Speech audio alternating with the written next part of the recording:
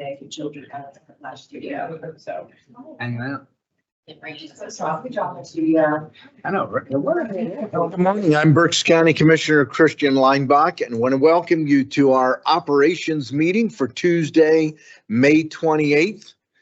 We're broadcasting live via Microsoft Teams live event. At this time, I'll recognize my executive assistant, Anne Marie Grill, to read the public comment policy. Thank you, Commissioner Leinbach. Public comment will be accepted in person and through the Q&A function. Please include your first name, last name, and municipality for all comments. Any comments without name and municipality will not be considered. Each citizen can submit one comment. Comment length is dictated by limitations of the platform being used. Teams Q&A. In-person comments will be accepted first, followed by comments submitted virtually. The meeting comment period is limited to a total of 30 minutes, including both in-person and virtual comments. This time period may be extended at the county's discretion. Please be concise. Comments that are germane to county business will be read during the meeting and should not be considered to be interactive dialogue. The county shall be the final arbiter of whether a comment is germane and should be read. Any response to public comment will be done at the county's discretion. Thank you very much, Anne Marie. Are there any additions or corrections for the May 14th meeting minutes? Hearing none, the minutes will stand approved as presented. We have two items today. Both are coming from our budget and finance department. The first item will be a fiscal update, and that's from our Deputy Director, Laura Jones. And then the second item will be a report, actually a presentation on the 2023 bond compliance report, and that will be from Bob Patrizio, our Chief Financial Officer. So we will begin with Laura Jones, our Deputy Director of Office of the Budget and Finance. Thank you. Good morning, everyone. Good morning. Morning. Let me share my presentation. Here we go.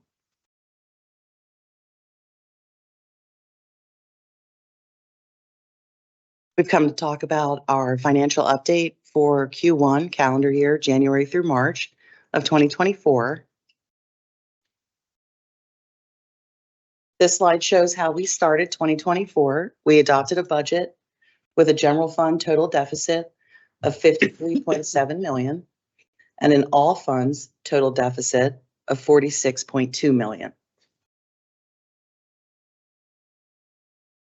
When we dive deeper into the general fund deficit, from a tax impact perspective, we have no deficit.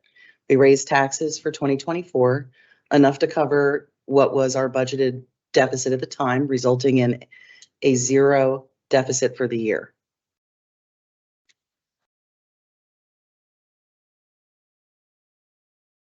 As we do every year, we've converted the budget from an accrual accounting basis to a cash basis and have projected all of the cash receipts and disbursements for the year.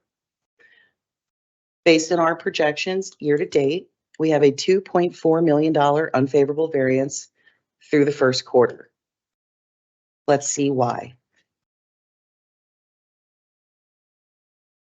This slide shows our cash receipts projections and then the actuals year to date through March. From a receipts perspective, we have an $8.34 million unfavorable variance through the first quarter. We'll talk about those details in just a second. This is probably very familiar to everyone. We share these at every fiscal update. You can see that big arch in the beginning. That's when we collect our tax revenue and also a large portion of our IGT. This slide represents the cash disbursements projections for the year and the actuals year to date. From a cash disbursements comparison, we have a favorable variance of $5.94 million through Q1. In total, receipts and disbursements combined resulted in an overall unfavorable variance of $2.4 million. Reasons for our $2.4 million unfavorable cash variance. On the receipt side, interest. We're running $2.5 million unfavorable variance through the first quarter. We think this is a timing variance. We discussed with the controller's office transferring the ARPA earned interest funds into the general fund for general governmental use as the legislation for the ARPA funding allows. We projected this would happen in Q1 of 2024. However, it wasn't transferred until May. So this variance will reverse itself in the next quarter. Under Berksheim receipts, we have a $2.4 million unfavorable variance. We believe this will likely be a timing variance. $1 million of the unfavorable variance is due to delayed MCO receipts, which resulted from the Optum Pay Portal cyber attack. The good news is we received the funds in April after the portal issues were resolved. The remainder of the variance is due to the lower resident census through Q1. Currently, the census numbers continue to hold steady and slowly increase, which should increase receipts through the year. This total unfavorable variance may offset itself in entirety before year end. Current year taxes, $4.5 million unfavorable variance through March. While this sounds like a large variance, we do collect most of our tax revenue for the current year after March, after the current year tax bills have been distributed. On average, we collect 80% of our total tax revenue in April and May. Therefore, this variance can turn around during that time or before the end of the year. Lastly, on the receipt side, our large variance of CRC insurance reimbursement. This was a favorable variance of $1.4 million. This is a permanent variance. We did not have this included in our projection, and it covers the costs that were incurred from our 2022 incident of below freezing temperature damages at the prior CRC operation building. Since this is a reimbursement for the restoration costs, we initially thought we'd get that in 23 and then 24. We were unsure of the amount. So we have this variance. On the disbursement side, we have community support and Imagine Berks disbursements. This is a $2.5 million favorable timing variance. This is resulting from revised award amounts, projects that need extensions, and also payments for projects are being based on progression and not just being paid out up front. Sort of helps us with our interest earnings, and so we've changed the way we're paying those, but we do expect to have those funds fully expended before year end. For payroll and FICA, we have a $1.2 million favorable variance. At this point in the year, we would estimate this as a timing variance. We're experiencing payroll savings from vacancies and hiring difficulties, especially at Berksheim and CYS. These savings are offset by higher overtime costs happening at the prison and in the sheriff's department. For a total payroll and FICA budget for 2024 of $134 million, the $1.2 million in savings is not a large portion of the total cash projected, and we do think this could turn around before year end or increase or even go the whole other way, depending on how overtime is over the summer, over the holidays, and the progression of the job market. Employee benefits, we have a $3.1 million favorable variance. Much like payroll, this could turn around before year end, so we would consider this a timing variance. Through the first quarter, we're experiencing lower claims and a $1.9 million higher stop loss reimbursement for 2023 paid health claims. The 2024 claims are lower year to date due to lower participation in our plans due to vacancies. And so this category could continue to see savings if we continue to experience hiring difficulties. Berksheim disbursements. We have a $0.7 million favorable timing variance. A large part of this variance was the assessment fee that was not paid in the first quarter as we had projected. It's quarterly, so that payment went out after March. We've also had lower therapy service fees and lower contracted services. So these variances could reverse out in the future. Capital projects, we have a $2.1 million unfavorable timing variance. The variance in Q1 resulted from unanticipated payments required for our South Campus project. Typically, our experience on capital projects cash disbursements is favorable variances. In essence, capital projects and the spend of capital projects tend to take longer than we estimate. Much of our projections have cash going out over the summer and towards the end of the year when we anticipate projects to complete. So there's a good chance this will reverse out before the end of the year as well. So that's our view into the county's calendar year Q1 activity. It's really too early to tell if any of our cash variances will translate into real budget to actual savings. We've had a few successes here in the second quarter that we'll be eager to present to you in our next fiscal update, but you'll have to stay tuned because Q2 isn't over yet, and we'll certainly be analyzing all of that data before our next update. So thank you for your time and attention, and do you have any questions? Thank you very much, Laura. I think this is something we've been working on over the last couple of years to provide an opportunity for budget to present a snapshot of where we are in the current fiscal year. I think this was very helpful, and I look forward to seeing and hearing even better news. I look at this and I think that this is pretty consistent with what was projected. You look at your receipts and disbursements, it's not a dramatic difference between the two, and a lot of it is timing. So nothing that I see that jumps out and says, wow, we may have a problem. Thoughts? Yeah, thank you for information. Excuse me, it's always great information. Glad to hear most of the difference you feel is a timing issue and that it should be worked out throughout the year. So seems apart from where the picture is at the end of March, things seem to be on track. I appreciate it, the information. You heard a lot of timing issues. I agree. My question generally is as we move forward, does the other government, state, federal, and how they go about doing their budgets and what they project, et cetera, and how much their budget's going to come to, does that affect what we have here with reimbursements and things like that? So, for instance, cuts at state and federal agencies could have a significant effect on our budget? Oh, it has. Okay. Start over. It absolutely impacts us, especially from a cash perspective. If the state budget is not passed timely, they will hold up all cash disbursements to our county. So that has us failing to earn interest on those funds. And then we're using our own funds to continue business operations until we get those receipts in. So now we're losing interest on our own funds in lieu of having the state funds to make disbursements. If there are cuts in the state budget, it may require us to take a hard look at the budget we've put together for 2024 and make revisions based on those cuts. And so often if money coming in supports a service, services might have to be cut as well to match the funding that's been made available to our county. I think the Thank you. best example of that, Dante, and I believe you were out of the House at the time, but 2014 into 15 was the infamous budget battle with Governor Wolf.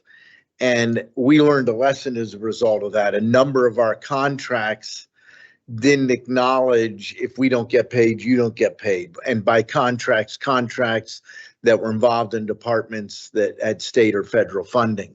As a result of that, budget working with purchasing updated, I believe, all of our contracts to reflect that. Now it doesn't solve anything for our vendors. And I remember 15 in particular, which really wasn't settled. It went from July 1 of 14, if I'm remembering the years properly, till March of 15. The budget was passed by between the end of November and December. But it wasn't done. Well, okay. Because remember, there was an effort by Wolf to cut the ag budget. It was some type of a continuing, and it wasn't resolved until March. But when that happens, that puts a lot of pressure on counties. It puts pressure on the vendors for counties.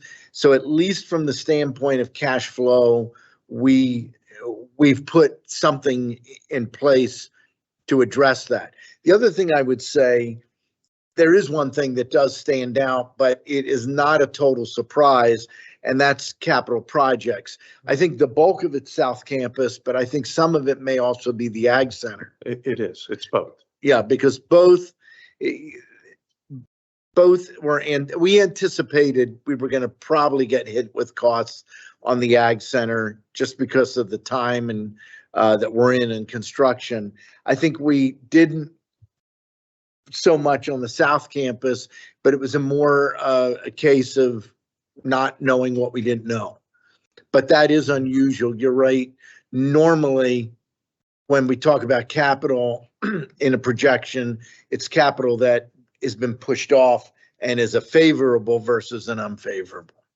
I think it's also important to mention about the conversation about the federal and state funding is that in those occasions where the budget's been delayed or we haven't gotten our cash payments timely, we're on the hook to provide mandated services. And those are the payments that we're getting reimbursed for or advances for, given whatever funding source we're getting that money from.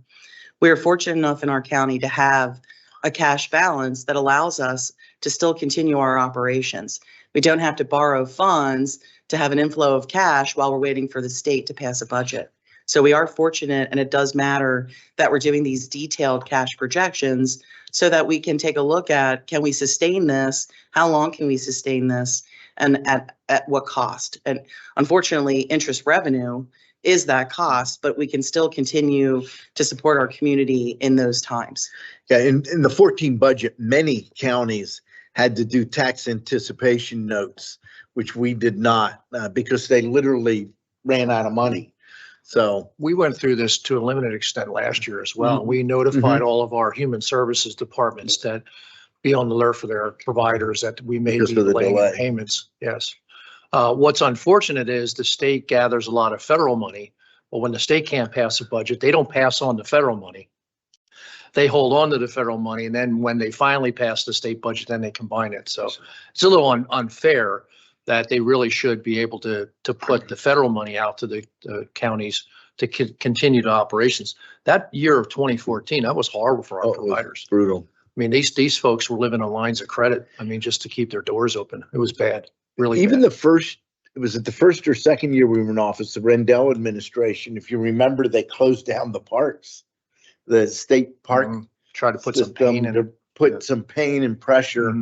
And I know that was I don't want to say the beginning of the end, but it ended up transitioning Conrad Weiser and Daniel Boone into a completely different type of state asset that is now managed by local volunteers. So very good job. Anything else? Okay, we will move to the next item on the agenda, and this is a presentation regarding the 2023 bond compliance report. Bob. Thank you, commissioners. As you know, well, Commissioner Santoni, you may not know this, but we have a bond compliance policy. And that policy is designed to keep us in compliance with SEC regulations that pertain to municipal bonds and also Internal Revenue Service requirements that relate to tax exempt bonds. And so to make sure that we would be prepared if one of our bond issues were ever audited. And when I started, our 2002 bonds, like a year after I started, were selected by IRS to be audited. So that can happen and has happened here. So this is designed to keep us in compliance with the law, keep the Board of Commissioners in good place, that they're overseen as a fiduciary responsibility, that we're maintaining our compliance with those regulations. So I'm pleased to report well, we're required under that policy, let me back up, to do an annual report to the Board of Commissioners at a public meeting at least once a year. So this is our annual report for the year ending December 31st of 2023.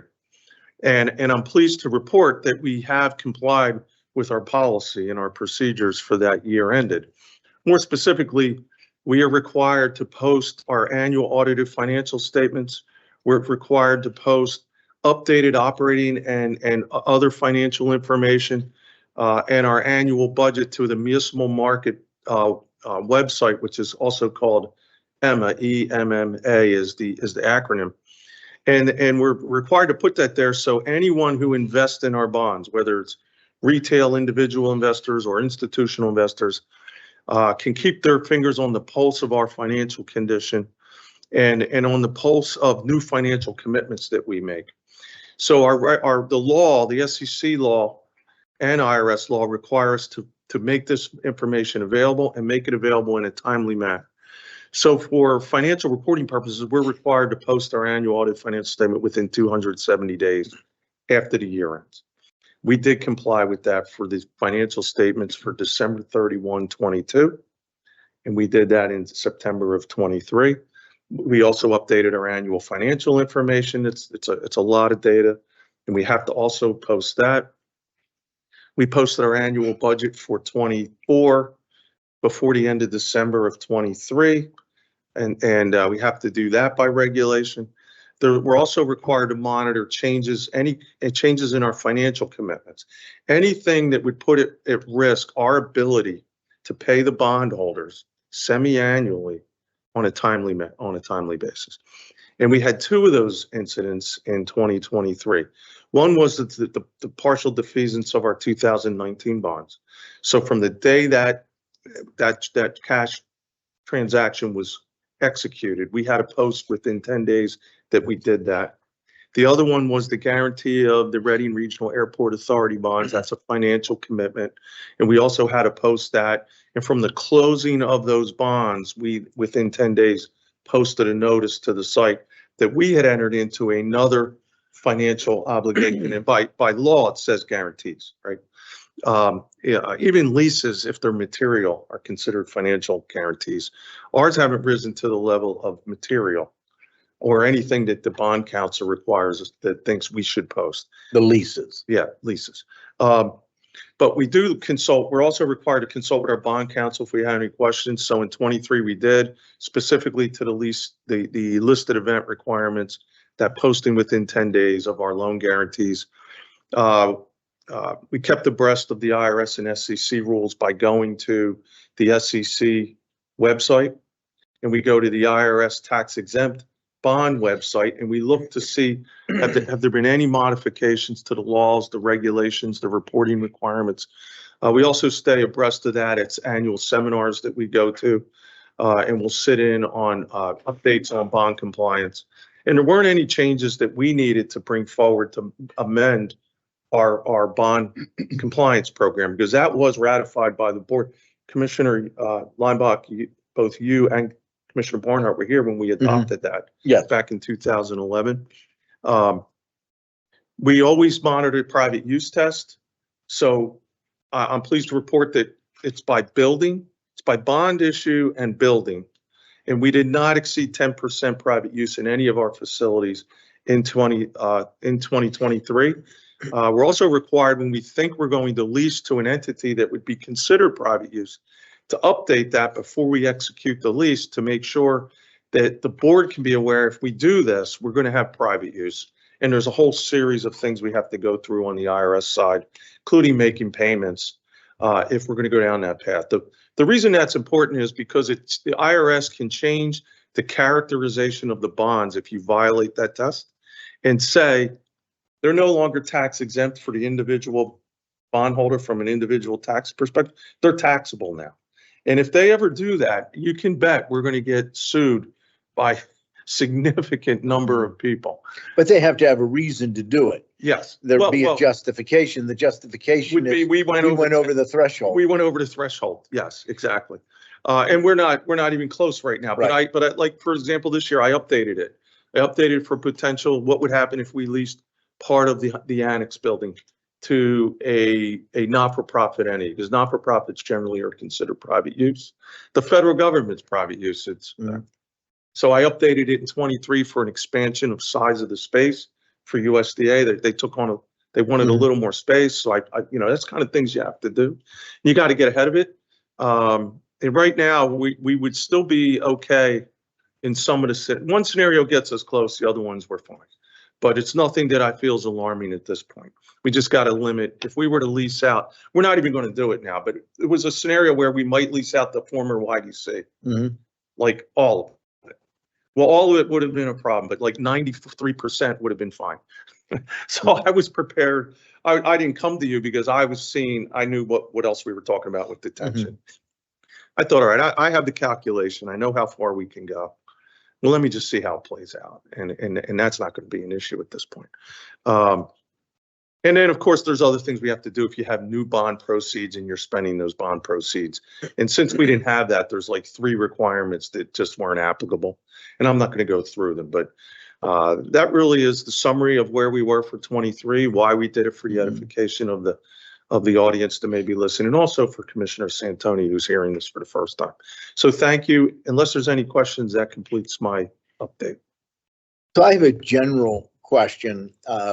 I know coming into this year, we were talking about shelter. We were talking about youth detention, but we hadn't made any decisions.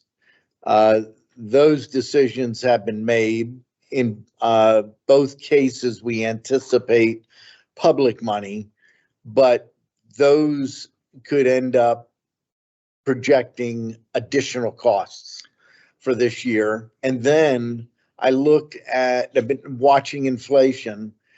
Inflation is largely unchanged. It went from 3.5 in March to 3.4 in April, which is a decline. But we went from the beginning of the year with up to 6 cuts to now, last week, if everyone followed the market when it took a dive because the feds actually hinted at a possible rate increase. What impact, and I know we don't know yet, but I'm concerned a little bit about the inflation and the potential impact. Youth shelter, which should open mid-summer, early September, depending on some factors, and youth detention, which were already generating costs from a capital standpoint. Well, I think from the capital perspective, I believe right now we're still spending the insurance money Yes. to get the building back to the condition it was in. I don't believe we've started spending anything on the renovation because that's pending a report from a consultant. Correct. On what needs to be done to be able to secure a license. From a bond perspective, all our outstanding bonds are fixed rate debt. Mm-hmm. So if we had variable rate debt, I'd be a little more concerned. Right. But since that's fixed and fixed at very low and attractive rates, if when the rates go up on borrowing, that doesn't affect us. It would affect us if we have to go out and do a new bond issue. Mm-hmm. And you're right, we are considering potentially the need to do this certainly over a 5-year period to maintain our fiscal strength in our bond rating. As far as what we may or may not have to do with respect to detention, I think really is going to depend on what the findings of that study is and what the appetite of the board is to go forward, depending what that number looks like. Like, I have no idea. And the model too. And yes. And so we'll have to tackle that at that time. I know we're looking at doing this as kind of a partnership as well. Mm-hmm. So what will be our Youth detention? Yes, youth detention. I'm talking only about youth detention now after I talked about fixed rate debt.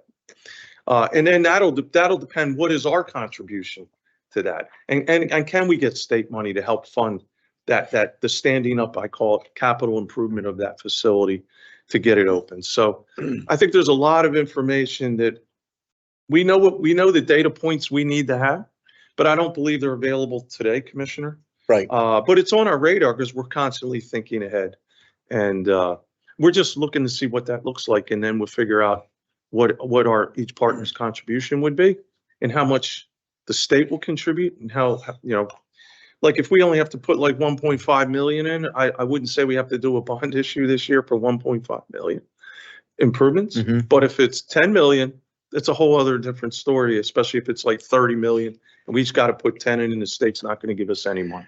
Yeah, Something I mean, like that. obviously we have to figure everything out. Kevin and Larry have been doing a great job overseeing both of these areas. One of the reasons I bring that up is that last week, Schuylkill Valley School District raised taxes in anticipation of the education costs of the youth shelter. Oh, interesting. Very interesting, because they don't have that data from us. They're looking at $770,000, and that's largely what was given as the reason for their tax increase, and I don't think we know yet what that's going to cost. I was concerned was it Friday evening or Thursday? I forget what night. I was at an event and Representative Barry Joswiak talked to me.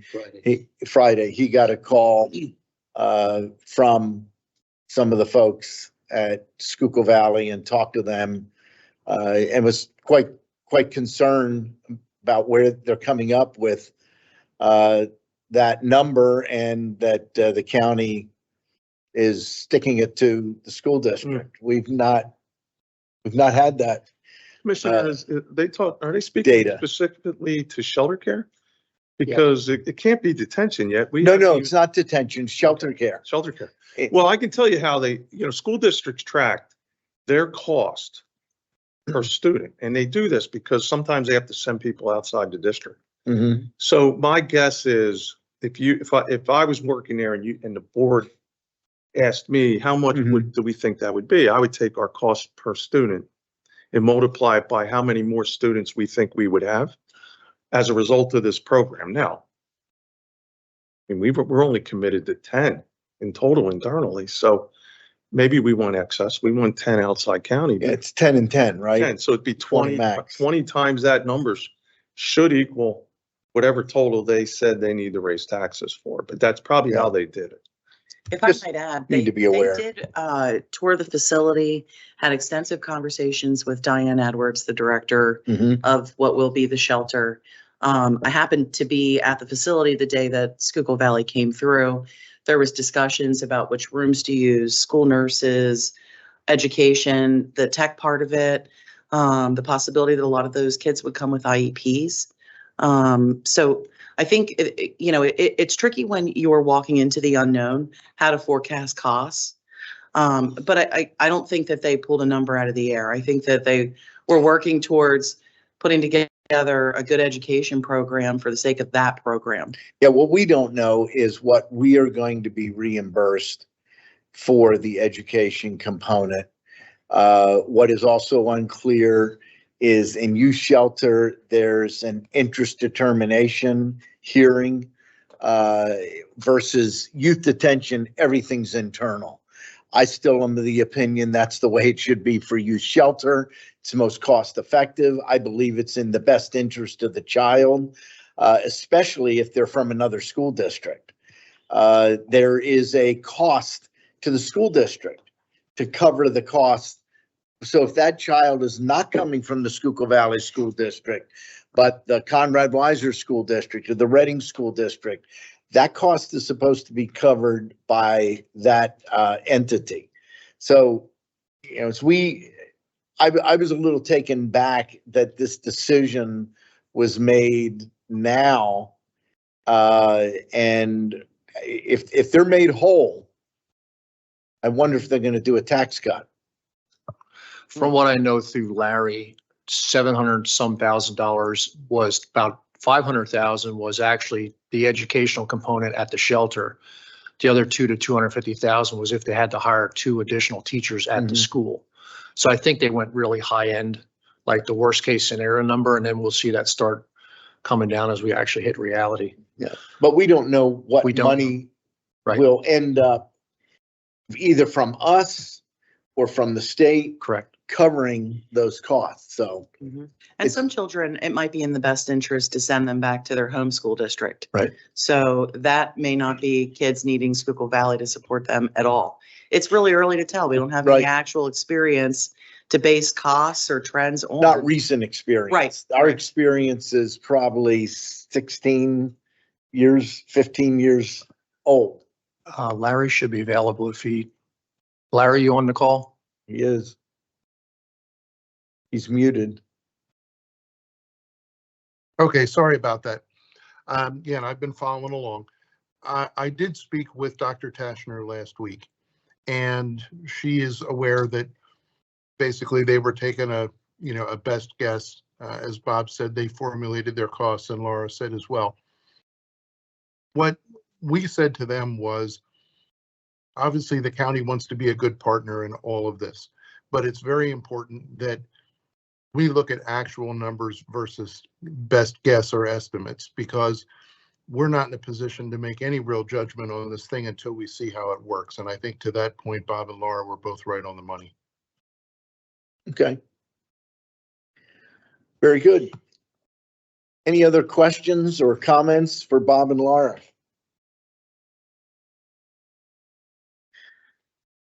As always, Bob, Laura, thank you very much for good detailed presentations. I found it very helpful. Hopefully anyone listening in would feel the same way. Is there any public comment? Nothing in person, nothing online. Motion to adjourn. Second? The meeting stands adjourned.